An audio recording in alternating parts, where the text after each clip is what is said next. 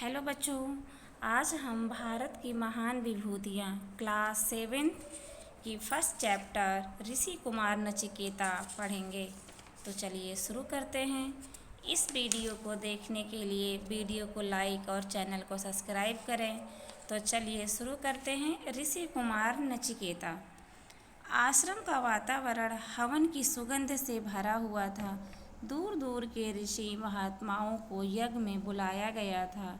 चारों ओर वेद मंत्रोच्चारण की ध्वनि गूंज रही थी। यह विश्वजीत यज्ञ था जो महर्षि वाजश्रवा के द्वारा कराया जा रहा था। कई दिनों तक यज्ञ चलता रहा।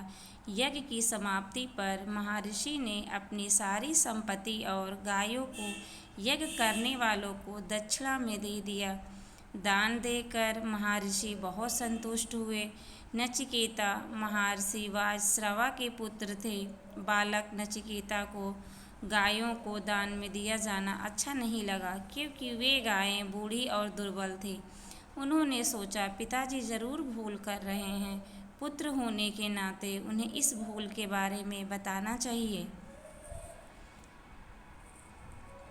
नचिकेता पिता के पास गए और बोले, पिताजी, आपने जिन वृद्ध और दुर्बल गायों को दान में दिया है, उनकी अवस्था ऐसी नहीं थी कि ये दूसरों को दी जाए। महर्षि बोले, मैंने प्रतिज्ञा की थी कि मैं अपनी सारी संपत्ति दान कर दूंगा।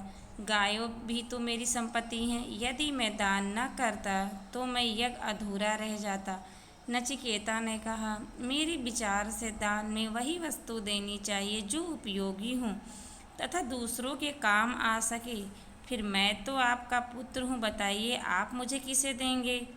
महर्षि ने नचिकेता की बात का उत्तर नहीं दिया, परंतु नचिकेता ने बार बार वही प्रश्न दोहराया। महर्षि को क्रोध आ गया। वे झल्लाकर बोले, जा, मैं तुझे यमराज को देता हूँ। नचिकेता आज्ञाकारी बालक थे। उन्होंने निश्चय किया कि मुझे यमराज के पास जाकर अपने पिता के वचन को सत्य करना है। यदि मैं ऐसा नहीं करूँगा तो भविष्य में मेरे पिताजी का सम्मान नहीं होगा। नचिकेता ने अपने पिता से कहा, मैं यमराज के पास जा रहा हूँ, अनुमति दीजिए। महर्षि असमंजस में पड़ गए। काफ़ी सोच विचार के बाद उन्होंने हृदय को कठोर करके उसे यमराज के पास जाने की अनुमति दे दी। नचिकेता यमलोक पहुंच गए, परंतु यमराज वहां नहीं थे।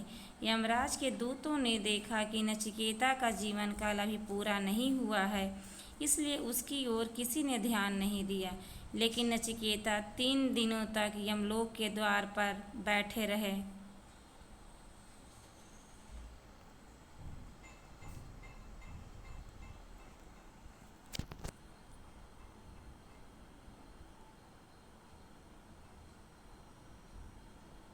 चौथे दिन जब यमराज ने बालक के नचिकेता को देखा तो परिचय पूछा।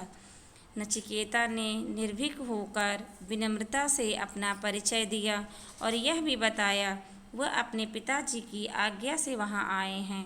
यमराज ने सोचा कि यह पितृभक्त बालक मेरे यहाँ अतिथि है।